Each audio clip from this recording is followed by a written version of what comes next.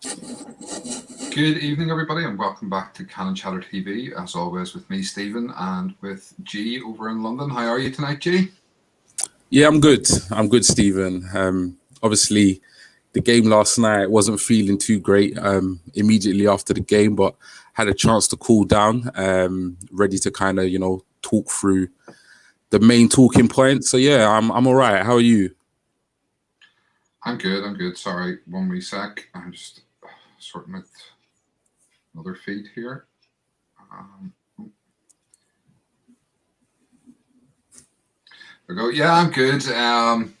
Calmed down a lot from the result. I think there's other things that are annoying me today. It was disappointing. We'll obviously go into that in a few minutes.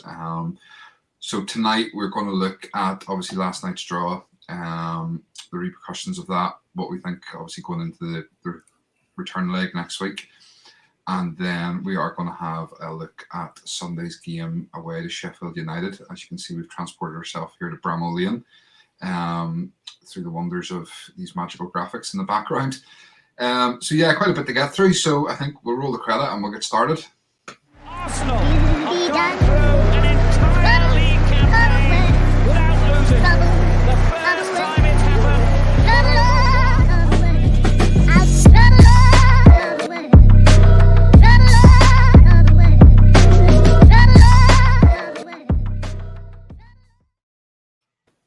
So yeah, as I say, quite a bit to get through. First off the rank, Buster. Evening, gents. Evening, Buster. Thanks for joining us as always. Yeah, so where do we start? Well, firstly, do you know what?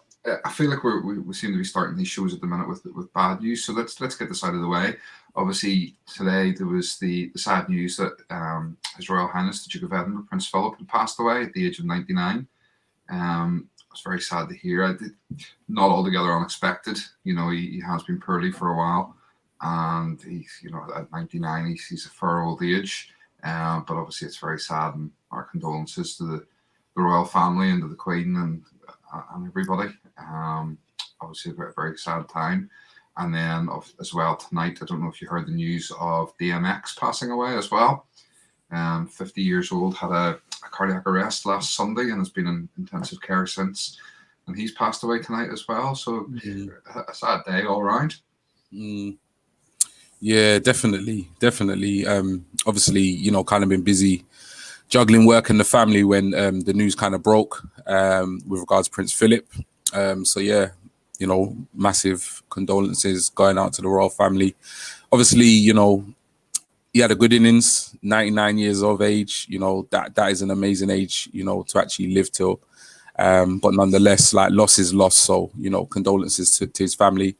With regards to DMX, that was a bit of a surprise. I knew he was poorly, but I think they were kind of downplaying it in the press. So I was a little bit surprised when the news broke with regards to his passing. So massive condolences to the family.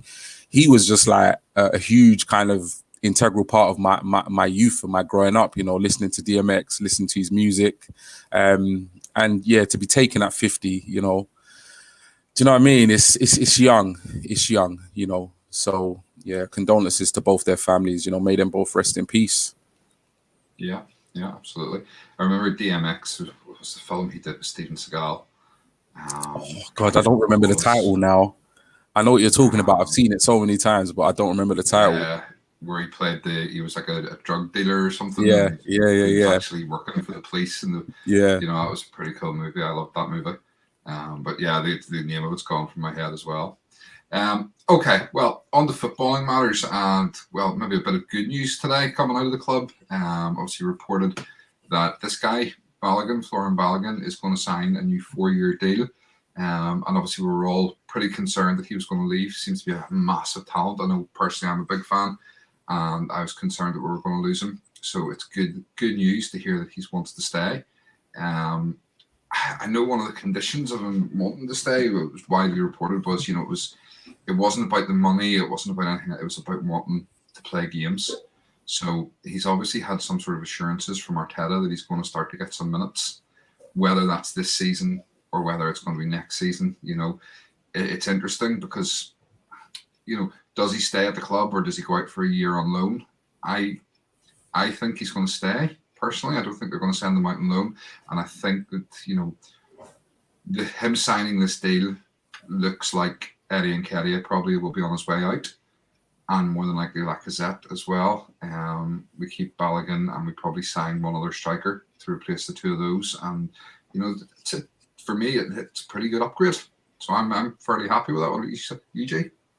Yeah, I think with regards to like the Balogun situation, it was always going to be, will he stay, will he go, kind of thing. And I think what we've learned about Arsenal over the years when it comes to kind of, contract renewals and transfer rumors and all of that you just don't know what's going to happen until it's announced or on the verge of being announced. So I was pleasantly surprised because I think it seemed to look as though, all the rumors were kind of circulating that he'd been speaking to foreign teams, he had kind of pre-contract agreements, with teams in Germany and so forth. But yeah, top talent. Every time I've seen him play, either for the under-23s or the senior team when he's had a couple of run-outs, he's looked good. So I'm really pleased that, he is staying. And I do think, Balogun staying definitely singles the end for Eddie Nketiah. I think even if he decided to leave, I think Eddie would still have been moved on in the summer. Just kind of given the fact that he's not getting games, and I feel as though he's had a fair shot at first team football this season. He's not really made the most of it. So, but yeah, absolutely thrilled that he's staying. I just didn't want Balogun to fall into the category of yet another, top potential talent that we've lost. And then a couple years down the line, turns into a top player. And then we're kind of ruin the fact that, we've let that player go on a free. So yeah, I'm chuffed. Yeah, like I said, Malin and players like that. Yeah, Nabry, yeah. Top talents. Yeah. A couple of comments there. Buster saying started in the Premier League. You've got nothing to lose in the league now. Yeah, I mean, I would agree. Chris, right now we need all the goal scorers we can get after Thursday's letdown. Yeah, and not just after Thursday's letdown in general. I mean, I'll be honest, I was looking, I was having a wee nosy at some facts and figures earlier on, and we only have 4 players this season who've scored more than 5 goals. Last season, we only had 5 players who scored 5 or more goals. Yeah. The season before, I think it was 7. The season before that, it was 9.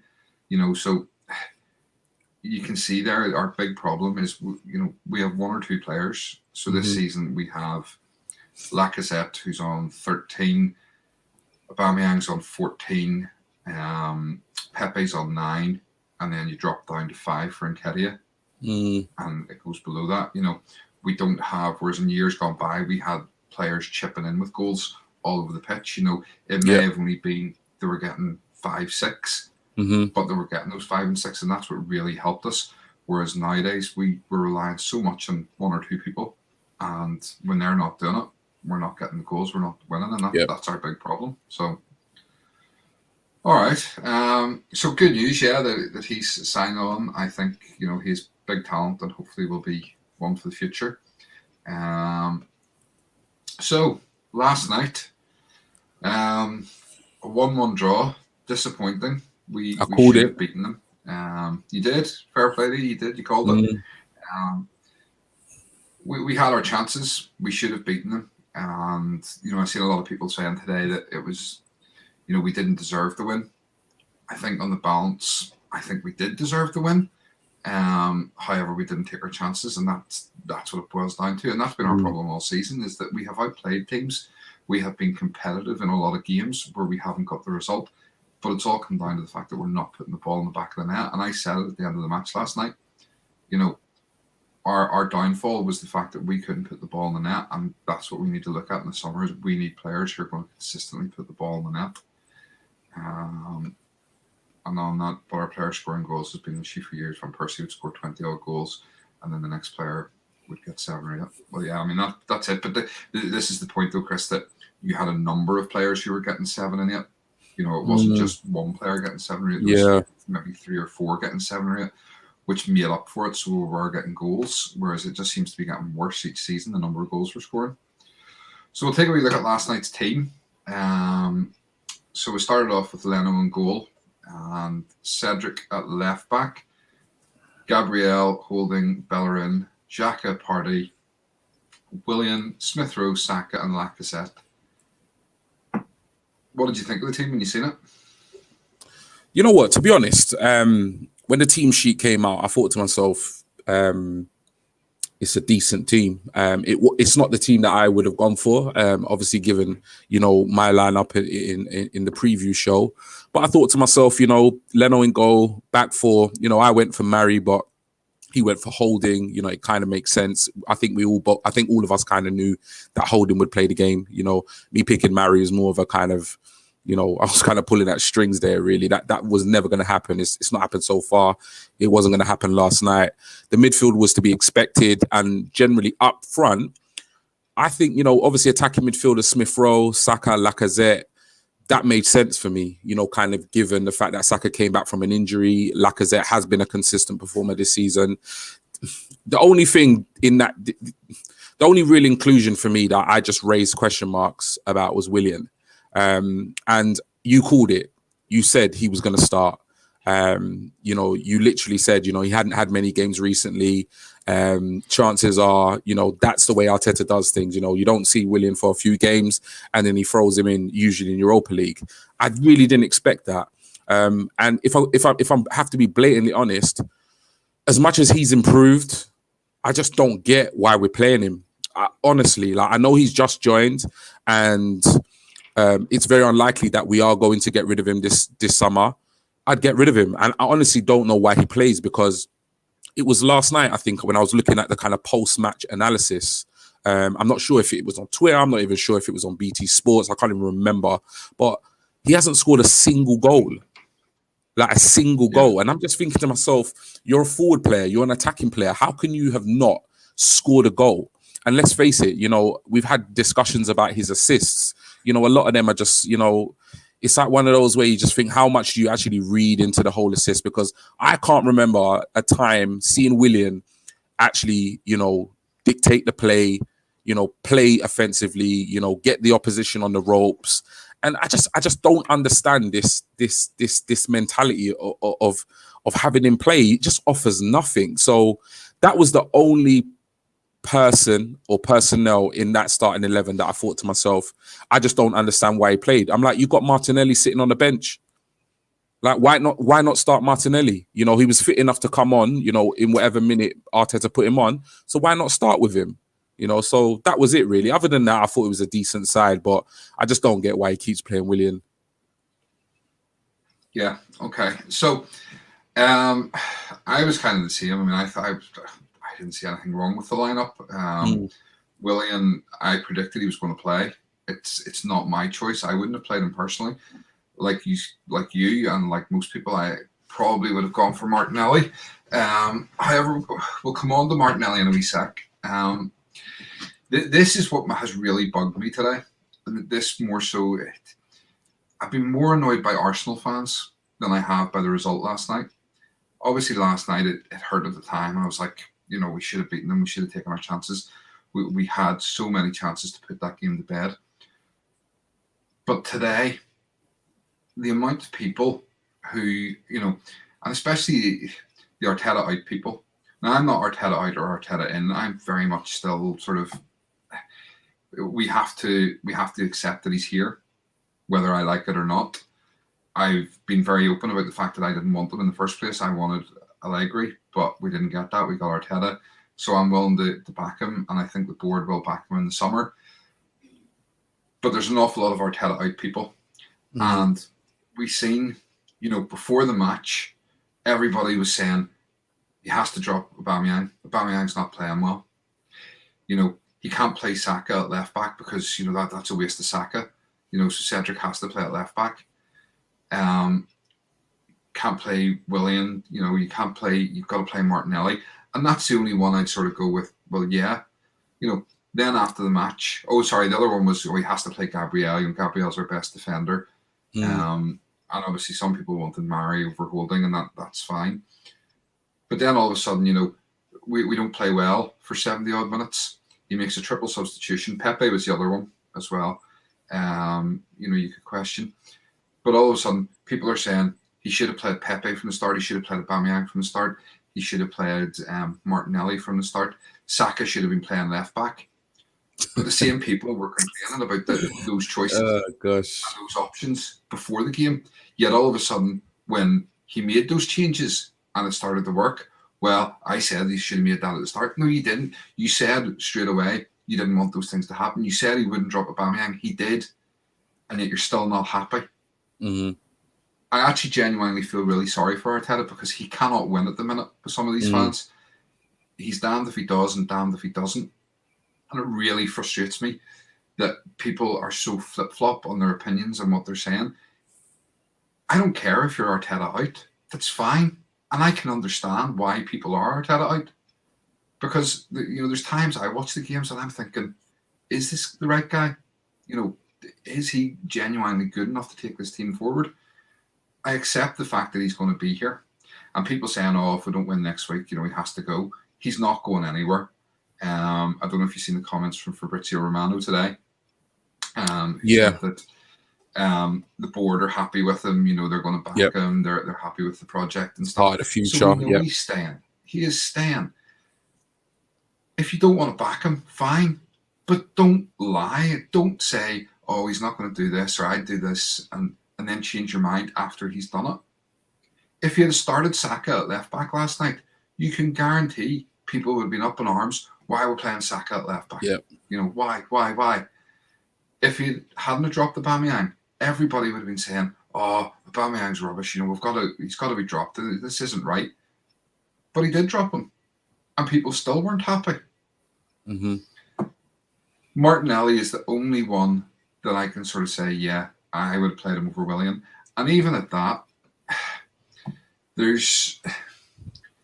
I have an issue with the whole Martinelli thing as well. Okay? We are acting like Martinelli is like Ronaldo and Messi had a threesome with Martinelli's mother, and Martinelli was the reproduction of it. Yeah. The guy had trials at United, and United turned him down. We plucked him out of the third division of Brazil. He had half a season, albeit he had a good half a season where he scored 10 goals. But then he got injured, and he was out for a year. He comes back, he's got injured again. He's been out, he's been back, he's been in. And even the games he's played, yes, he shows energy, but he hasn't done anything else. He hasn't scored. We're all thinking that this is the Messiah. This is the savior of Arsenal Football Club. This is a 19-year-old kid who's had 6 months of top-flight football, and we're expecting him to be our Messi. We need to catch ourselves on. We can't just expect that Martinelli's going to come into this team and all of a sudden we're going to be challenging for the title. I mean, are people genuinely trying to tell me that if we didn't play on Martinelli from the start of the season, we'd be top 4 right now? Martinelli missed chances last night. It's a very valid point. I love Martinelli and I think he has a big future ahead of him. But let's not kid ourselves. He isn't Lionel Messi. He isn't Cristiano Ronaldo yet. He has every potential, but he's not there yet. So we need to stop. We need to stop putting so much pressure on the young man. I mean, if I was him, I wouldn't be on social media because honestly, the way the fans talk about him, if he doesn't live up to expectations, God help the fella. Yeah. Honestly, he's in for so much pain if he doesn't live up to the promise that we think he has. So that's my little rant. That's, as I say, those are the things that were annoying me more today, rather than necessarily the result itself. But we'll talk about that game now. A couple of more comments there. Military Gunner TV, big up, guys. Good evening. Glad to have you with us. Good evening. Buster, Arteta is making big calls and dropping players and doing things his way. He is, and I mean, don't get me wrong. When I said about Arteta has issues. I mean, there is definitely issues there. I said it before. I think he made a mistake telling people that this wasn't his team. That there's still a lot of changes being made, because it has given some players that attitude of, well, I'm going to be replaced anyway. The other thing, I mean, his substitutions are poor. Tactically, I don't think there was anything wrong last night. We set up the player press. We created chances. They just didn't put the ball in the net. He was too slow with making his subs. He should have made his subs quicker. Yeah. But other than that, I don't think you can put the blame at Arteta last night. You know, it comes down to the players not finishing, not taking their chances. Lacazette, a couple of not easy chances, but a couple of good chances. Aubameyang missed a tap in. You know, Saka missed a good opportunity. You know, there's four, possibly 5 goals we could have had last night. Could have had this tied to bed and been going into next week, sitting going, yeah, this is easy. We're in the semi-finals. As it is, we go in squeaky bums for the 90 minutes. Mm-hmm. Martinelli is one of these players where everyone is rating him on what he's going to do rather than what he is doing right now. I personally think he needs a loan next year to build on his game. Yeah, I mean, you're right in the first half. I personally wouldn't send him on loan. I think he needs to stay and be integrated into the team. But yeah, I mean, I would agree. He has been rated on. I mean, he has got better while being injured.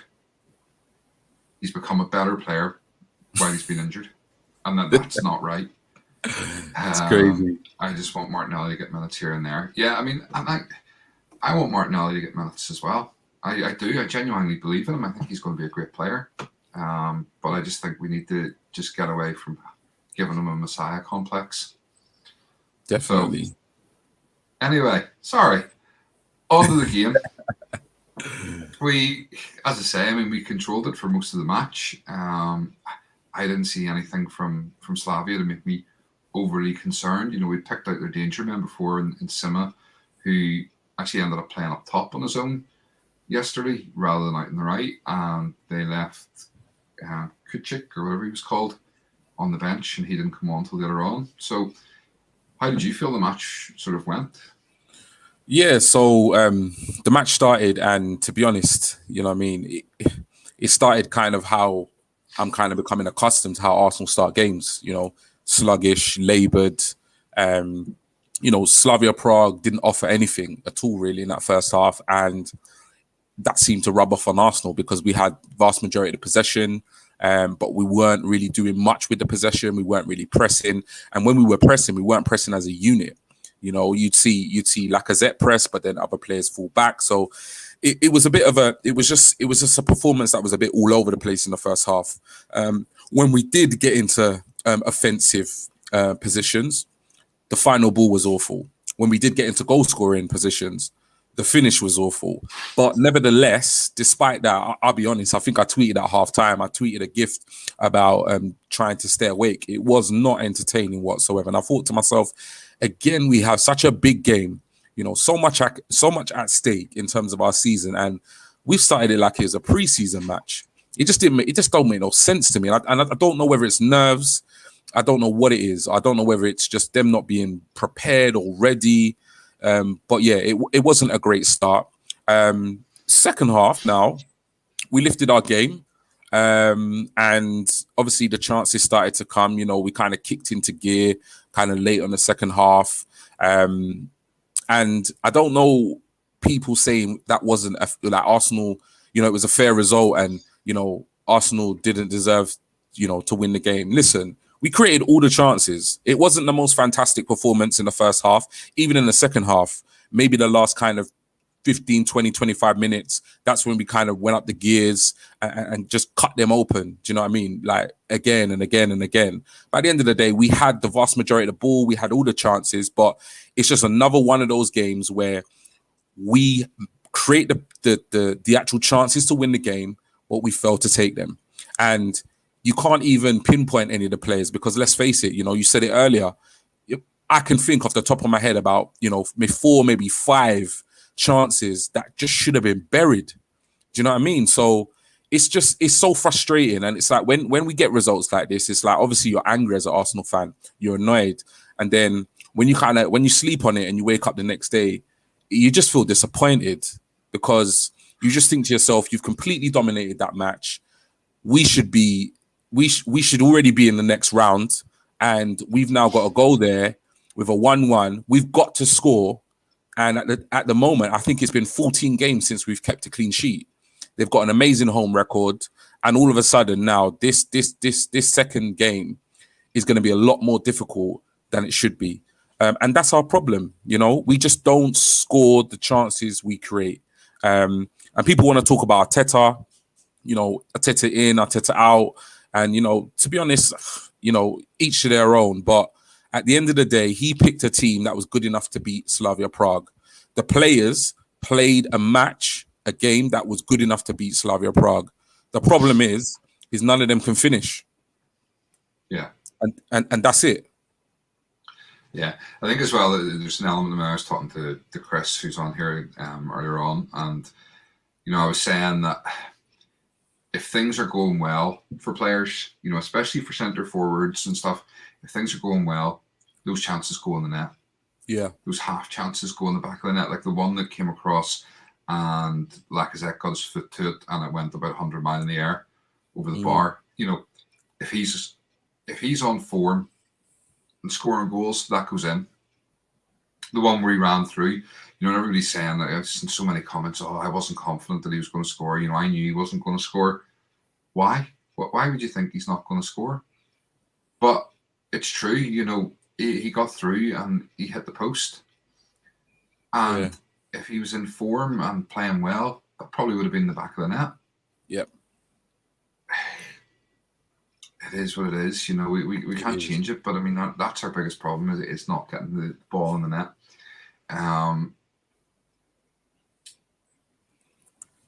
Again, if things aren't going well, they don't go in. And as Chris pointed out to me earlier on, even when Pepe got the goal, when he dinked it over the keeper, for me it wasn't going in.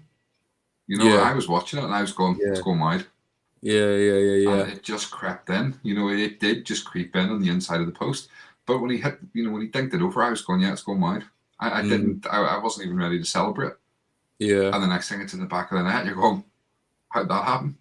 Yeah. It's crazy. And that was kind of my attitude last night was, we're just not going to score. We're, it's set up. We're not going to score here. But I'm glad we did.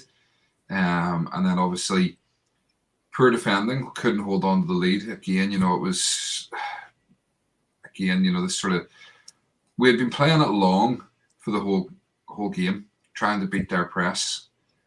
And all of a sudden, the last 5 minutes, we start to try and play it out from the back. Yep. Just because we wanted to try and keep possession. But you know what? Hoof it up the field and go and try and get it back up there.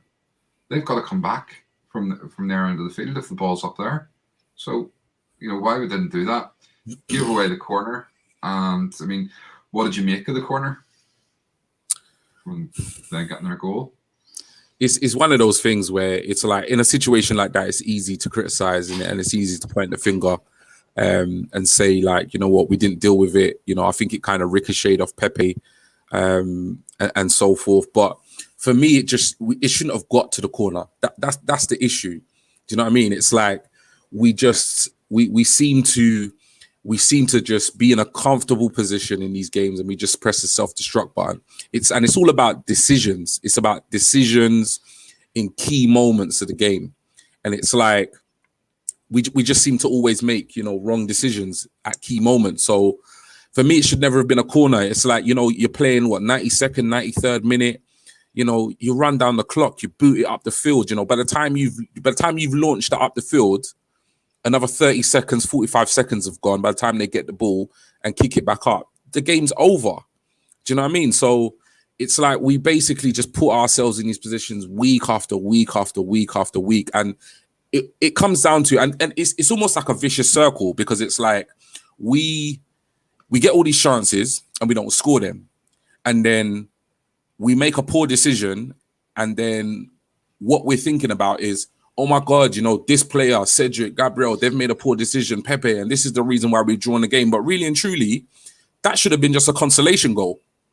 So when you actually kind of weigh it up, it's like they're both issues. Like throughout our whole season, we've had the same issue, both in the defense and both up front. We can't finish and we can't seem to keep a clean sheet consistently, or we seem to give the opposition a chance to actually score a goal. It's like, we're not conceding goals out of brilliant play a lot of the time. We're conceding goals out of individual mistakes or individual errors. And it's like I said, it's a vicious cycle because it's like, on the one hand, you've got the players up top that are not clinical enough. And then on the other hand, you've got poor decision makers or poor decisions being made in key areas and key timings of matches. So the two together is just a horrible combination. But it seems like a combination that we seem to like, because it's happening game in, game out, week in, week out, and it's so frustrating. It's so frustrating. It really is. So how do you feel then going into next week, going into the return fixture? Are you know confident we're going to come through it, or? This is the thing with Arsenal, and this is the thing with me, is that we should beat Slavia Prague. Home, away, neutral, it don't matter where it is. We could play them in someone's backyard. You know, we should be able to beat this team comfortably. And given the fact that for me it wasn't even an amazing performance, but we cut through them like a knife through butter on so many occasions, and we had so many goal scoring opportunities. These were not like half chances. These were one-on-ones.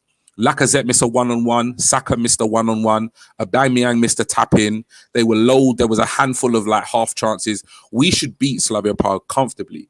The problem is, and the reason why I'm not confident, is because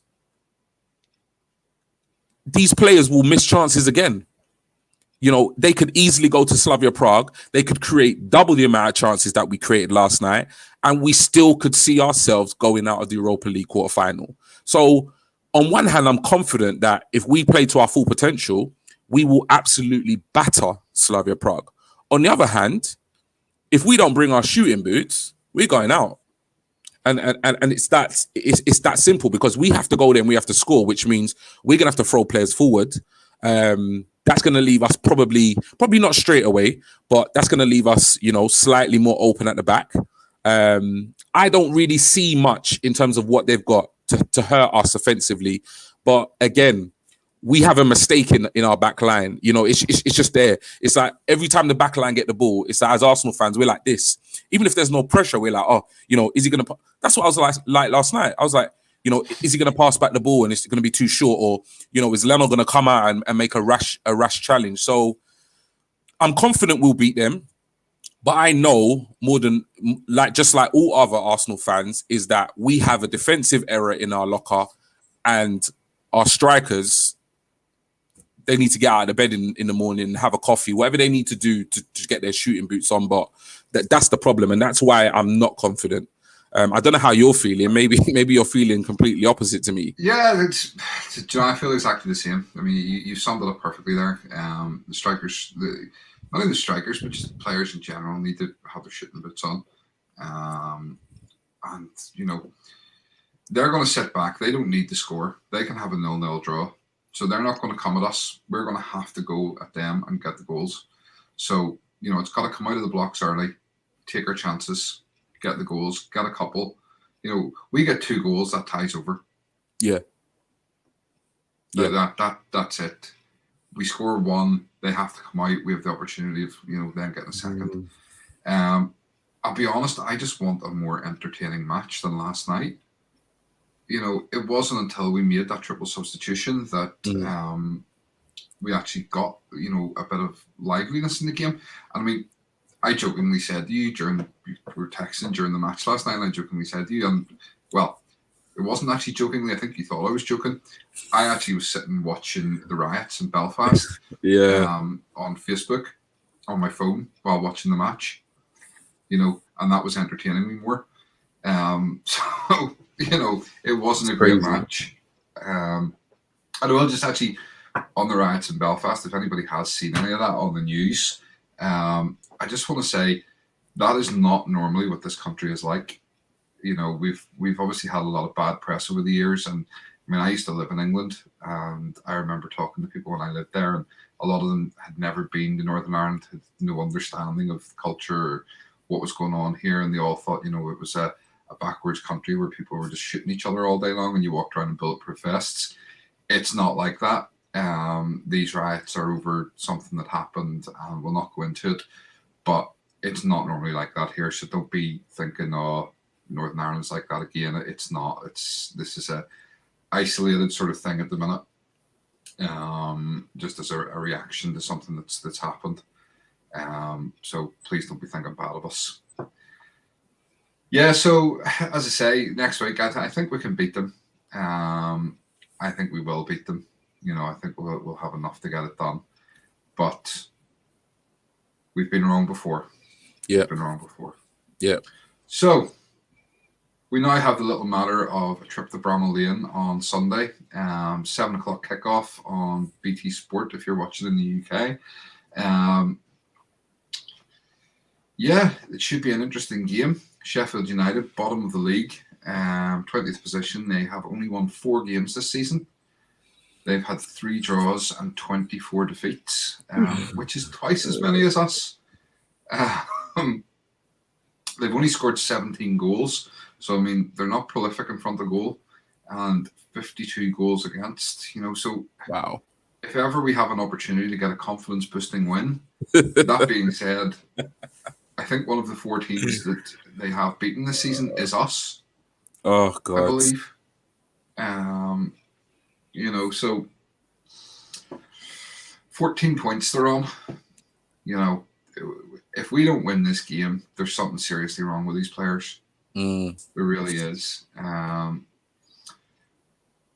Just on our biggest attacking threat will be our mistakes. Hit the nail on the head, Buster.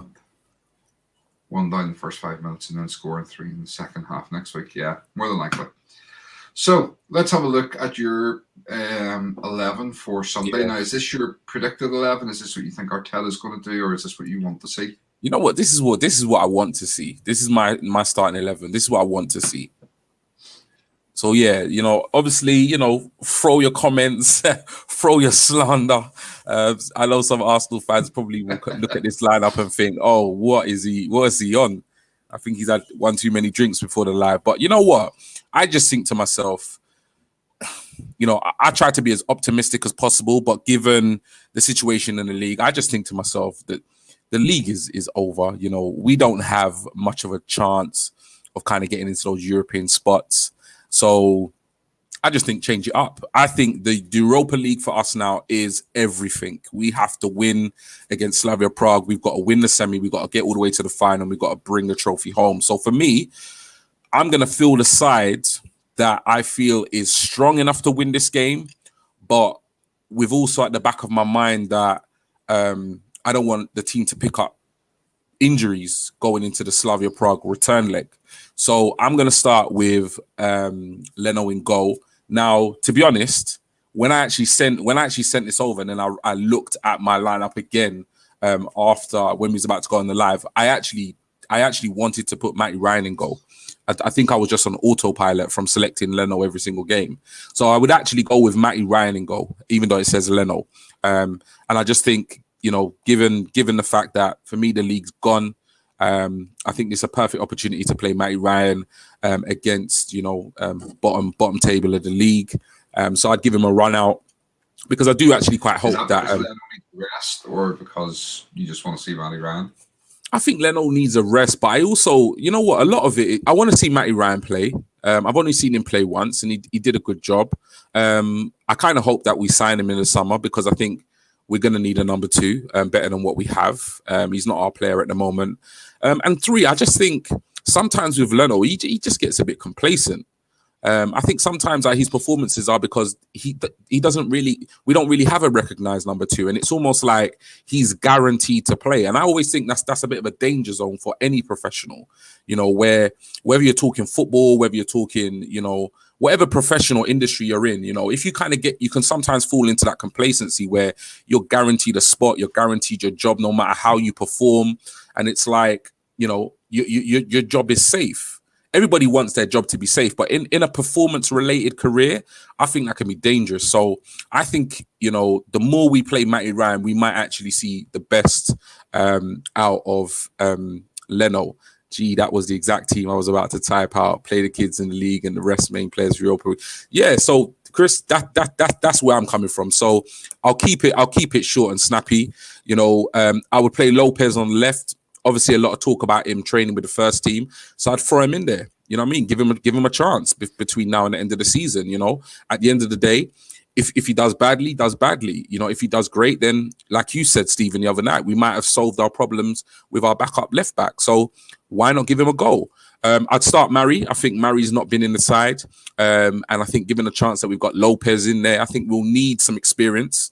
Really good composed defender, and I think it's kind of a bit unfortunate that we have Gabriel and Mari, because I think Murray could easily be a first-team player for Arsenal. But I think with Gabriel and the way the Premiership is, that kind of physical presence, his pace, which helped us out a few times last night, I think that's why he'll always kind of get the nod over Murray.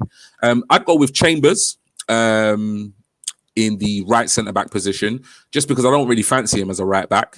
And I think moving forward with the Europa League campaign, I can't really see Arteta playing anybody other than Holding in that right centre-back position. So before we kind of just, wear the guy out and he gets an injury, we might as well just put Chambers in there. He hasn't had much game time this season. He should be fresh. And naturally, he is a centre-back. So I'd pop him in there, see what he can do, I don't have much hope that he will put in an amazing performance. And I don't think we should probably keep hold of him this summer. But like I say, at the moment, it's about winning the Europa League. The league's gone. So, give Chambers some minutes in the Premier League, maybe get his value up a bit. Cedric in the right-back position, just because I prefer him over Bellerin, to be honest. I think right now, he for us, he's a better player. He's a more consistent player. And I can't think of any other right backs that we may have or could put in that position. In midfield, I'm going to go for Aziz. I'm going to give the kid a chance. I saw on Twitter that he was out, looking at the pitch against Slavia Prague. He was on the bench, I believe. And, this is a player with a lot of potential. Hopefully a really bright future at Arsenal. And I just think, given the opposition, why not give him a chance? At the end of the day, what's the worst that could happen? He could make a defensive error. Well, we've had loads of those this season, so it won't be nothing new. You can just take him off, and then you can just stick on Thomas Partey. Do you know what I'm saying? So it's one of those things where I was like, for me, it's a win-win situation. I'd put him on. I'd give him a go and see if he can actually cut it at this level. And just because he's there, I would play El Nene. I don't want to play Xhaka. I don't want to play Thomas Partey. And that's mainly because they are our two best options. And I don't want either of them to get injured before the second leg. And out of El Nene and Ceballos, I probably prefer El Nene. As much as I'm not his biggest fan, I just think maybe, somebody with a bit more skill next to him, a little bit more experience, and who will play that defensive role, for me, more assured than Ceballos. So that's why I'll put El Nene there. I would stick in the number 10 position, Smith Rowe, just because I feel as though, obviously, Odegaard is unlikely to play. I think Arteta confirmed that last night. But also, with regards going forward, we still need a creative player. We need somebody who's going to pull the strings, potentially get assists, quick passing. So I'd give him a go. I don't think he wasn't great the other night, to be honest, but not a lot of players weren't great. But I think this could be another opportunity for him to, just kind of showcase his skills. On the right hand side, I'd keep Pepe. I'd rest Saka. As much as Saka played well the other night to some extent. He got into dangerous positions, but he was really let down by his final ball. His finishing wasn't up to scratch, but look, he's a kid. He's still developing his game. He's a phenomenal talent for his age, and I just think rest him, keep him for Slavia Prague, and play Pepe. Obviously, Pepe only got 15 minutes or so the other night. Came on, had a really good cameo. And I think, if he's really up for it, he should be able to just take Sheffield United apart. Problem is, he doesn't always do that. He'll have a good game, then he'll go missing for a game. So, can he do it against Sheffield United? Play him. Let's see if he can. On the left-hand side, I'm going to go with Martinelli. I was frustrated, as I said earlier in the show, that Martinelli wasn't picked over Willian. And for me, forget all the reasons as to why he wasn't picked. It's clear, whatever the reason is, Arteta didn't play him. But I think Sheffield United, weaker opposition, coming into the closing games of the season, I think this would be a good opportunity for him to actually get 90 minutes or close to 90 minutes from the start. So that's the reason why I play Martinelli. I think he needs to be match fit. And I think this is the kind of game where he could nick a goal. And that could, boost his confidence moving forward.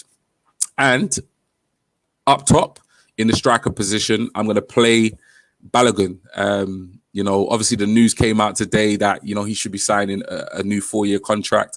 And I just think to myself, Sheffield United, Balogun is a brilliant prospect. You know, throw him in there. Do you know what I mean? He's not exactly going to be out of his depth.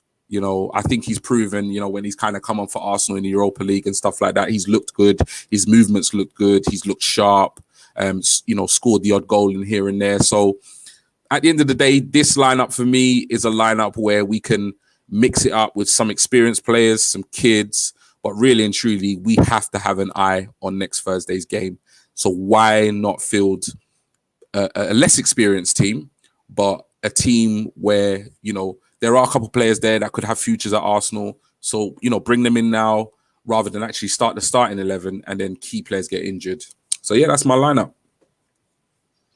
Okay. Yeah, good lineup. Can't fault it. Can't fault your reasons. When you sent it through to me, I kind of looked at it and I laughed. I really did. Because we obviously, you know, and I was very vocal on this the other night that, you know, our season's over in the league. So why not throw in some of the younger players and give them a chance to let them prove themselves? So this is what I had come up with as the team that I would like to see. I don't think for 1 second this is the team we're going to see, but this is the team I'd like to see.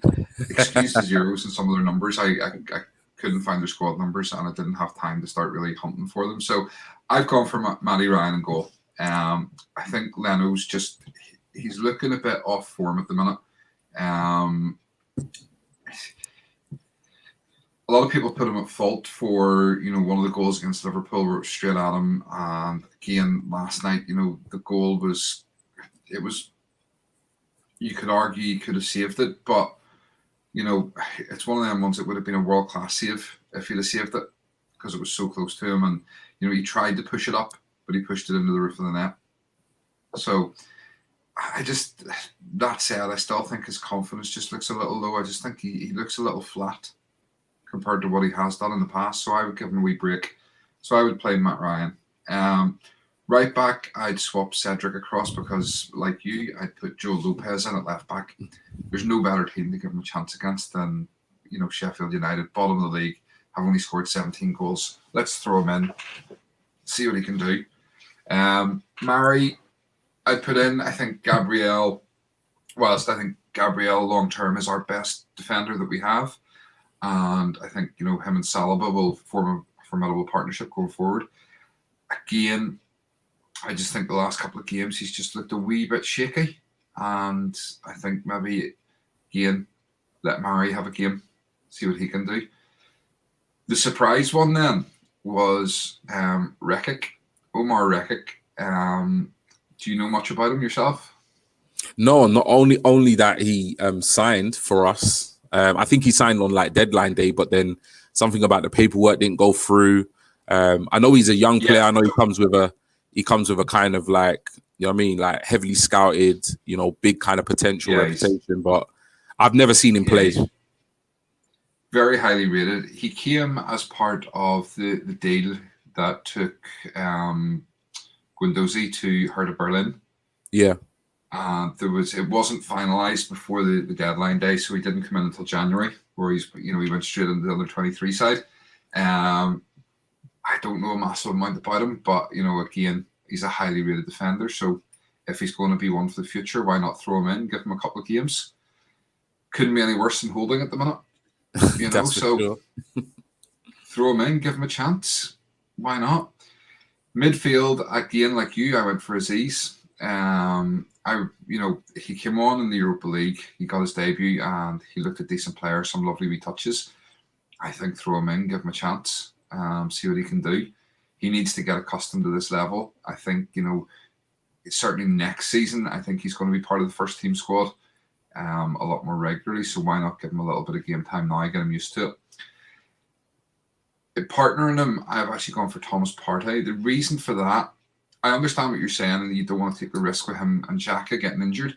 But for me, Partey he's not performing to the level that he should be. He's not lived up again to the expectations. There's been glimpses of it. You know, there's been times you've seen the passing and you've seen some of the tackles and the way, you know, he gets back, and you think, yeah, he's going to be phenomenal. But he's just not been at it the last few games for me. And I think he needs to try and play himself into a bit of form. and this could be a game where, he could play himself into a bit of form, because again, we should be comfortably winning this game. I say that, and we'll probably end up getting draw or get beat, but we should be comfortable winning this. So I would play him, let him play himself into a bit of form. If he could get an assist or, even a goal, I think that could turn the rest of his season around for him. He's very much a confidence player. So, a couple of good touches, a couple of maybe a assist or a goal, I think could be the making of him for this season. Saka, I know what you were saying there about, again, give him a rest, give Pepe the opportunity. For me, Saka missed a wee bit over the international breaks. Obviously he was injured and he's having to play himself back in. Again, he's another one I think he needs to play himself back into form. He was okay last night, but again, wasn't great. He missed an opportunity he really should have finished, and we've talked about this before, that his finishing is not where it needs to be yet. So he needs to be on the pitch, getting those chances in games and learning how to put the ball in the back of the net. Smith Rowe in the middle, just because I don't really think, the only other option would be putting Willian in there. I just don't like Willian playing at number 10. Then Agreed. I've gone also for Martinelli on the left, because I do, I know I have a little bit of a rant about him not being the next, he's not the Messiah, but he still needs to get minutes, and I still want to see him play, and I think, as I say, he's got a massive future ahead of him, so I want to see him play. So give him the minutes, and then, like you, if Balogun's signing, let's start playing him. Let's just get him in the team and start playing him. Let's face it, he couldn't do any worse than the guys who are playing now. We've seen he's only played I think it's about 75, 80 minutes of football, first team football. But we've seen in that he got a goal, within 37 seconds of coming on in one of the games. He can hold the ball up. He can play people in. He's a quality player. So let's get him in. Let's see what he can do. And that's my lineup. I like it. As I say, realistically, I don't think it's the lineup we'll see. It's what I would like to see. And I sat and when I was doing my lineup, I thought, will I go for what Arteta will do, or will I go with my fantasy lineup? And I thought, you know what, let's go with the fantasy lineup today. Yeah. And that's what I would go for. What would you guys in the chat go for? I know Chris had said that his would be very similar to yours. What about the rest of you guys? Drop your lineups in the comments there. Score-wise, what do you think, G? Do you think we're going to win this game? Yeah, I think we're going to win this game. I think, when we approach every game now, I'm nowhere near as confident as I should be. But for me, I think we'll win this game. I think we'll win it comfortably. I think we'll win 3-1. Okay. Yeah, what about yourself? I'm going to go 2-0. I think we'll win 2-0.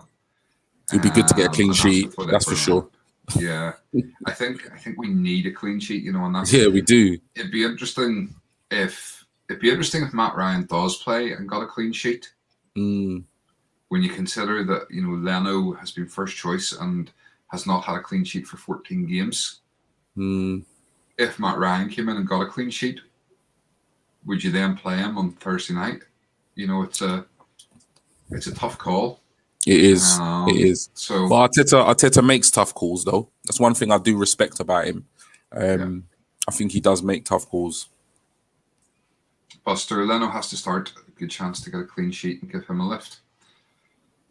Yeah, there's that argument as well. You stick with Leno and you give him the clean sheet and boost his confidence. But I don't know. I think Matt Ryan deserves an opportunity to play. It seems a shame that we'll have brought him in on loan and given him one game. Yeah. But it is what it is. Chris, we beat us 2-1 earlier in the season. Tell me, yes, they beat us. Yeah, that's what I'm saying. One of their 4 wins is against us. So let's hope that they don't do the double. They're missing good players like Sander Berge. Is out. He's on his way back, but he's only going to be starting to train with their first team next week. So, and he's one that actually we're linked with and Man City are linked with in the summer as a replacement for Fernandinho, and obviously for us a replacement for Xhaka. So, it's good that he's not there because he is a decent player. They beat us, yeah. So, Okay. That's kind of it. I mean, is there anything else you want to talk about tonight, or? No, not to be honest, no, not really. I'm just like, yeah, I'm just kind of like looking at this game, just thinking to myself, like, a part of me kind of thought, should we field a really strong side? Because at the end of the day, it's not really good to kind of have a defeatist attitude towards the Premier League, and we still do have, I think it's 8 games left, and that's still quite a few points. At the same time, yeah, I just think it's the best opportunity we're going to get to kind of bring in some of those young players into the side. So I'm looking forward to the game. I feel as though it's a game we can win. I feel as though it's a game we should win, but we've sat here and said that many a time. So we'll just have to wait and see what Arsenal turns up. Yeah. Okay. If you guys watching live have any questions or comments, or you want to share your lineups or score predictions, drop them in the comments in the chat now. From our point of view, as always, thank you to everybody who is watching live. And if you're not watching live, thank you for watching later on. If you don't already, make sure you hit that subscribe button, turn on your notifications, and drop a like on the video. It all helps, and we greatly appreciate it. We, as always, sponsored by the Matchday, thematchdayshop.com. If you haven't already, get on, check out some of his great memorabilia on there. I must give Dan a wee ring actually someday soon and have a wee catch up with him. And other than that, we will be back on Monday night with a very special guest. Yes. We've been speaking with today, who is going to be coming on, and we're just going to tease that for now. But we will share that over the weekend, who we have coming and joining us on Monday night. And we are really looking forward to that one. So before we get to these last few comments, G, do you want to do your customary end of the show? The bit I look the most forward to. So yes, guys, you can follow us on all our socials. So you can follow us on Facebook, which is Canning Chatter. You can follow us on our Instagram account, which is at Canning_Chatter. Next up, we have a Twitch account, which is Canning Chatter, and you can also follow us on Twitter. Most of you know us from Twitter. Our official Twitter account is at Canning Chatter, but myself and Stephen have our own individual account. So Stephen's is at SB Canning Chatter, and my account is at G Talks Arsenal. So yeah, thanks for watching. Make sure you hit the like, subscribe, and turn on those notifications, because we do have lots of really good, interesting shows coming up. So yeah, thanks for the support, and see you on Monday. I can see you just enjoy that bit so much. Every week, every show, you just enjoy it that way more. The funny thing One of is, my mates, one of my mates said, you know what, yeah, you do that with such a smile on your face, yeah, you should have been a weatherman. I'm like, you taking the piss? I keep telling G that I'm going to teach him how to use this streaming system so that he can, he can take control of it. Because we had sort of at the start, we had said that we'd take turns and sort of being the main host in it as such. So I can imagine you're looking forward to the day where you get to do this part, and I have to sit and read all that out. Yeah. I'm gonna go, Stephen. Come on now, it's your turn. Right. Any last questions? Drop them in now, or any comments. Chris, 7-0 to Arsenal. Every shot this time goes in. Wouldn't that be nice? Wouldn't it be lovely to be sitting here on Monday night talking about a 7-0 win?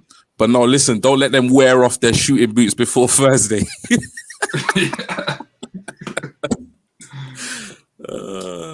Right. Buster, with all the talk about buying new players, what is the most important position to improve, and who would you buy? I like that. Wow.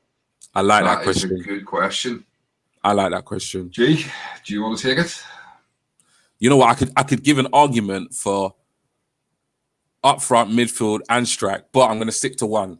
And I think a lot of you watching at home will probably know what I'm going to say already. For me, it's the midfield. I think the midfield area is where we are most weakest. We've got Chabas on loan. We've got Odegaard on loan.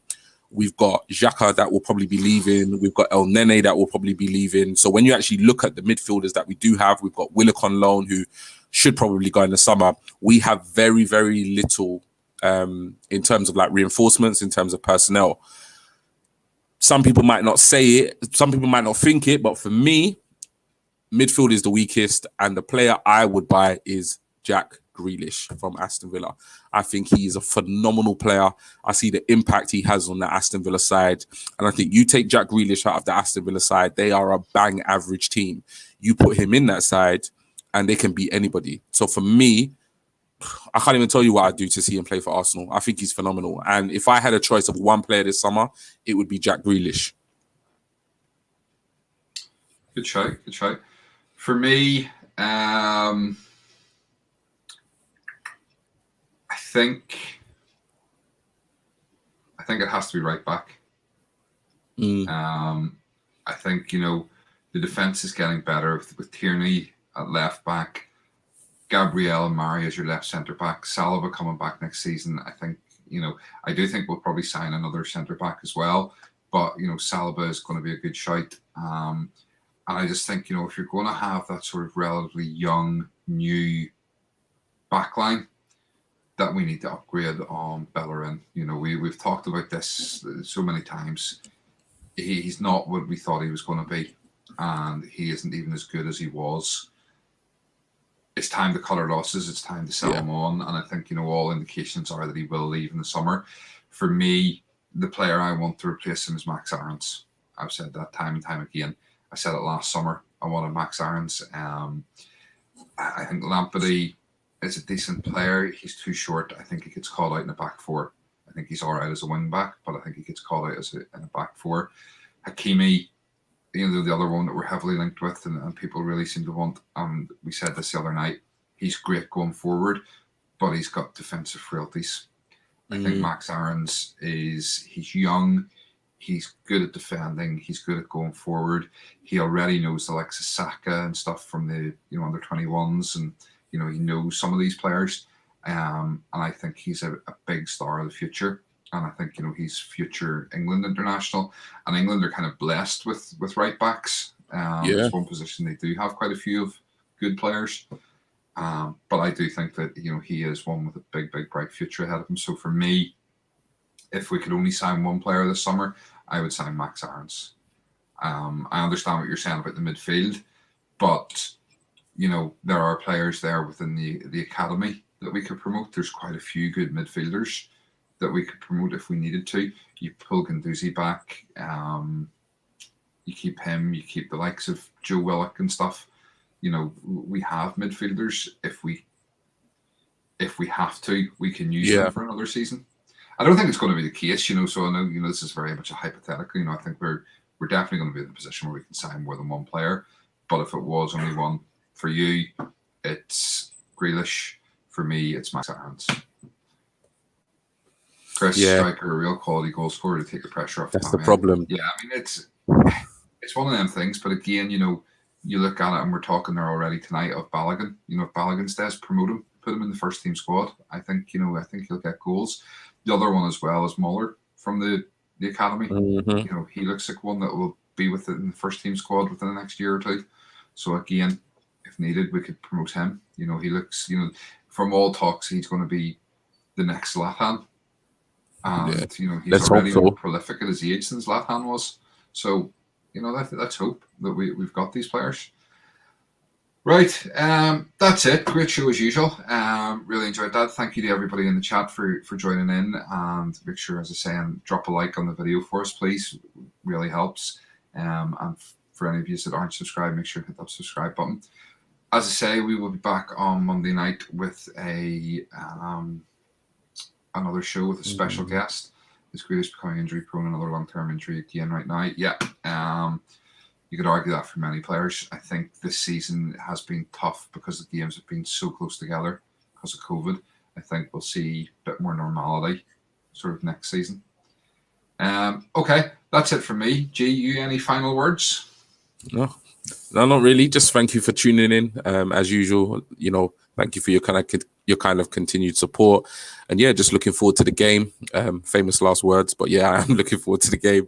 And see you guys on Monday. Have a great weekend. Good night.